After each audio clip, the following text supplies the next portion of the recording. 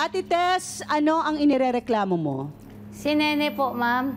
Anong kasalanan sa'yo ni Nene? Ganito po kasi yun, ma'am. Nung May 9 po, nagkayayaan po kaming maglaro ng Lucky 9 po sa bahay namin. Libangan lang po namin yun. Nakatatlong panalo pa lang po ako. Okay pa po yun, nagbabayad pa po siya. Pang-apat, pang-lima na po, nagmumuna po siya, hindi na po siya nagbayad. Yung parang, kung talo niya is 100 o 100 mo.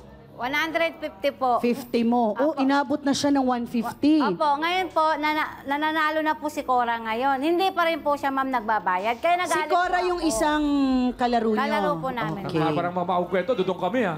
Hindi na po siya nagbabayad talaga.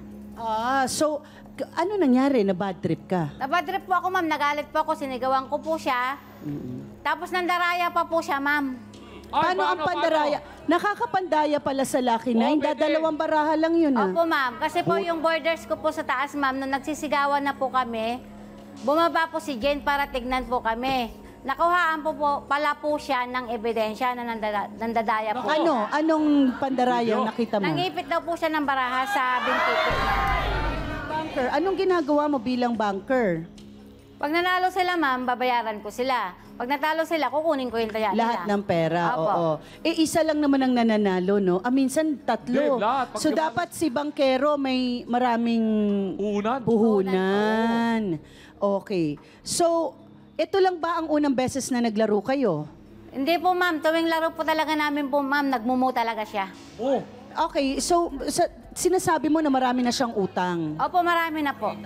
Okay, so ano na nangyari, Ate Tess, nang nagwala ka na at nahuli nyo na nagtatabi pala siya ng baraha? Sinabunutan ko po siya, ma'am. Hindi nga lang po masyadong napuruhan, ma'am, kasi inaawat po kami ni Jen. Okay, siya ang kaibigan ni Nene na nagsasabing hindi totoo ang mga paratang ni Tess sa kanyang kaibigan. Cora, pasok!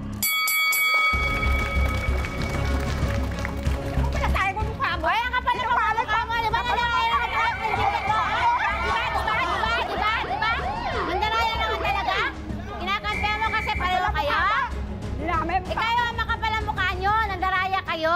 Ate Cora, bakit ho kayo ay naiyak na lang? Hindi namin kasi ako yan. Cora, si Tess may utang sa'yo. Totoo, Tess? Opo, kasi ako hindi po binabayaran. nagbabayad yung kakampi niya.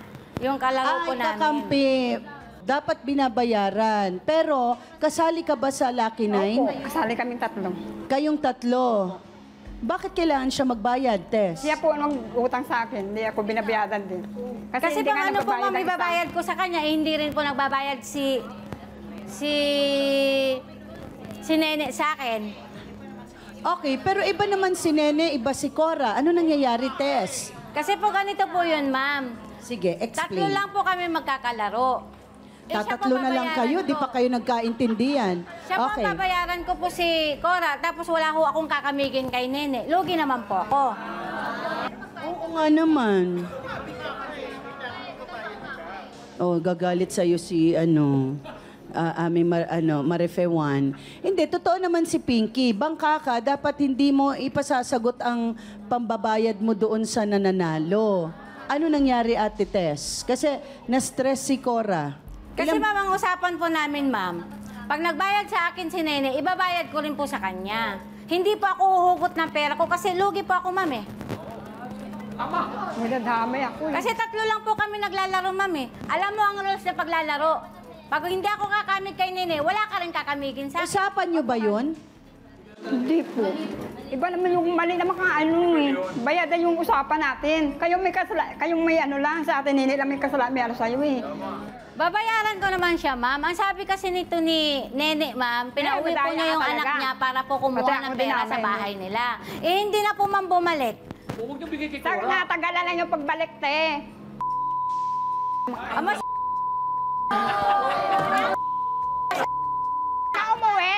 mandalaya kayo, palibasa, Anak niya. magkasabot kayo. Alam nating hindi magandang topic ito, no, na pag-usapan ay sugal. Pero ito ay magandang leksyon na dapat itigil natin ang pagsusugal kasi ito ang napapala natin. Kalanin na natin ang babaeng sinasabing nandadaya sa sugal. Nene, pasok! Ako mandalaya,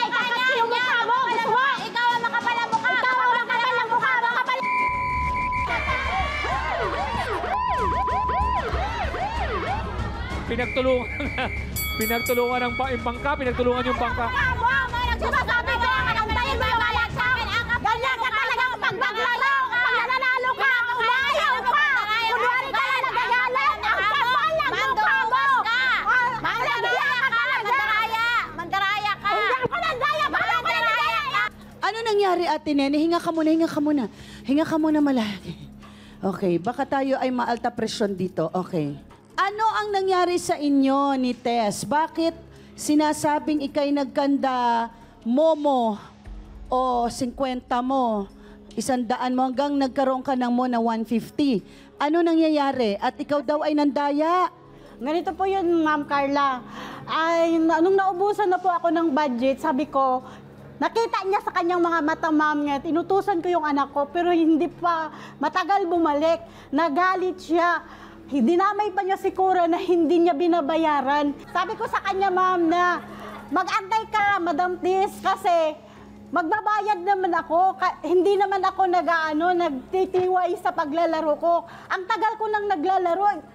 Ikaw pa lang ang naglilikramo sa akin. Wow, pinagmalaki pa. Tapos ma'am, pinagsasabi pa niya dun sa buong barangay niya na pangit akong kalaro, hindi daw mandaya daw ako, hindi ako marunong magbayad. Kaya ngayon yung mga kaibigan ko, hindi na ako sinasali nila o maglaro. Mabuti naman para napahinga ka na rin sa pagsusugal. 'Di ba? Okay, pag-uusapan, explain namin sa inyo bakit mabuti na at hindi ka na inaaya. Huwag kang malungkot. Ikaw ay nasalba. Hindi, wala pong katotohanan yung sinabi niyang lagi akong nagbuno. Hindi, ganyan ka talaga ate, kaya ganyan ka talaga, madam. Kasi pag nananalo ka, pag nakita mo yan na natalo na yung kalaban mo, tatayo ka agad. Kunwari ka lang pagalit-galit. Style mo, bulok! Style mo, bulok! Style mo, bulok! Ang kapal ng mukha mo, ang kapal ng mukha mo. Okay. Teka, ano ang sinasabi ni Ate Nene na ang style ni Ate Tess ay bulok? Bakit? Kasi ma'am, ganyan yan siya pag naglalaro, kahit sinong kalaro niya siya sa amin, ma'am. Pag nananalo yan siya, ma'am, tatayuan at kunwari galit siya, ma'am. Kunwari inaaway niya yung ano. Eh, siyempre, talunan na yung mga kalaban niya, ma'am. Magagalit talaga, kaya mag-away-away. Umayaw lang ako sa laro pag wala na kami Ay, nako! sa akin. Ala naman, ipagpapatuloy. Wala, hindi totoo yan. Sinungaling ka, palibasa kasi magdamag maghapong ka sa sugalan. Di ba? Ito yun? Kaya yung style mo. Siya naman ang babaeng nakakuha ng ebidensya sa pandaraya daw ni Nene. Jean, pasok.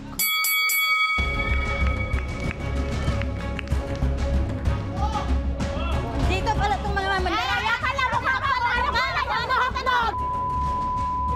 Ano talaga na mukha? Hindi ka naman magali mo. Nakita ka lang. Bakit mukha mo natalo ka amin? Bakit? Sugal ka ng sugal. O bakit? Naman pera talaga. Kasi magkakampi kayong dalawa. Magkasagwat kayo. Hindi. Oh, bakit? Walang pera. Pambilang Magkasagwat kayo sa mga palibasa kasi nakatira yan sa inyo. Wow! Di ba? Wow! Nangupahan si Jen sa bahay nyo. Di ba nangupahan si Jen sa bahay nyo? Ano nga yun? Oh, di ba?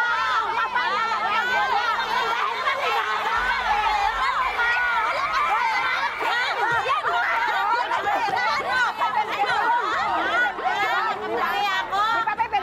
Okay, tama na. Hay, ang dami pag-apat pala. Magkakasagwat. Dahil nangupahan ka sa bahay nila Tess, nila Madam Tess. Magbabayad! Tawagin ako talang mukha ako dahil hindi mo ako pinapakain. Wala kang karapatan. Wala kang karapatan sa tawag sa akin. Magsugal? Wala ka naman pala pera. Ang karapatan. Ate Jean, sinasabi na meron siyang nakuhang video sa pandaraya daw ni Ate Nene. Ano ang video na ito? Pwede ba natin mapanood? Let's watch this.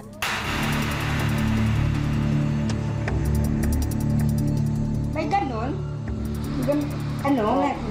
May boto ko. Ano ba yan? Lagi ka na lang hindi nagbabayad. Paglabas ka naman ng pera mo. Ikaw ba yan, Ate Nene?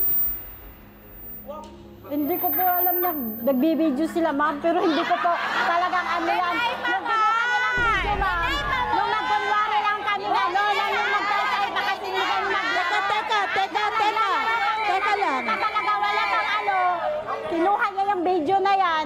nung hindi pa kami final naglaro, ma'am, yung trials pa namin laro. Oo, totoo yun, di ba? Di ba, Cora, naggumawa siya, oh. Nakita ka nga ni Cora, nakita ka ni Cora, nakita ka ni Cora, nagbibideo ka. Anong nilagay ko dito online? Okay, wait lang, wait. Gusto nating... Shh, quiet. Gusto nating marinig to. Kamay mo ba yon, Ate Nene? Hindi ko Kamay mo ba yun? Ang kamay ko yun po, ma'am. Okay, Pero yung wait lang. time na yun, Okay. So, kung kamay mo yon, paano mo to, alam mo ba na may nagvi-video? Hindi ko po Okay, alam. bakit mo naisip na ma-video? Kasi po ma'am, nagkataasan na po sila ng boses. Nung una, hindi ko po pinansin yung ingay nila. Ngayon, narinig ko po ang boses ni Madam Tess. Ngayon, Hindi po yan totoo, ma'am. Kasi bumaba po ako para videohan sila. Ngayon, nakita ko, ma'am, kung ganun pa pala yung paglaro ng baraha, kaya pinasa ko po kay Ma'am Tess yung video. Kaya nakita ni Ma'am Tess, nagalit si Ma'am Tess, sinambunutan kanya, di ba?